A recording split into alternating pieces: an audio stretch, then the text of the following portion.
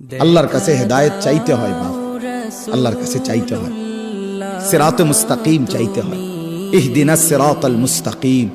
আল্লাহ বলে বান্দা, আল্লাহর কাছে সঠিক রাস্তা এটা প্রতিদিন চাইতে হয়।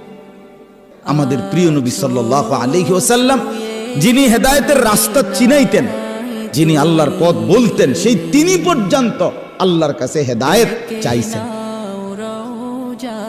আল্লাহুম্মা ইন্নী আসআলুকাল হুদা ওয়াত তুকা ওয়াল আফাফা ওয়াল গিনা। আল্লাহ আমি হেদায়েত চাই, আল্লাহ আমি তাকওয়া চাই, আল্লাহ আমি চরিত্রের পবিত্রতা চাই, আল্লাহ আমি দুনিয়ার প্রতি অমুখাপেক্ষিতা চাই। নবীজি বলছেন, নবীজি বলছেন এটা দোস্ত। আল্লাহ রাসূল হেদায়েত চাইতেন, আল্লাহুম্মা আলহিমনি রুশদি ওয়া আইযনি মিন শাররি নাফসি।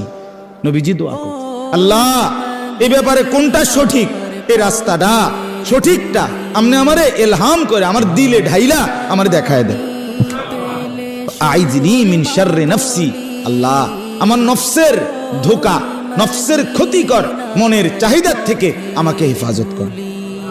নবীজির দোয়া এগুলো। আল্লাহুম্মা আতি নাফসি তাকওয়াহা ওয়া যাক্কিহা। আল্লাহ আপনি আমার দিলের মধ্যে তাকওয়া দেন, আল্লাহ আপনি আমার দিল বিশুদ্ধ পবিত্র করে দেন। আনতা খায়রু মান যাক্কাহা, আপনি তো হচ্ছেন সর্বোত্তম পবিত্রতাকারী। আনতা ওয়ালিয়ুহা, আপনি তো হচ্ছেন নফসের মালিক। ওয়া মাওলাহা, আপনি তো হচ্ছেন জিন্দেগীর মাওলা।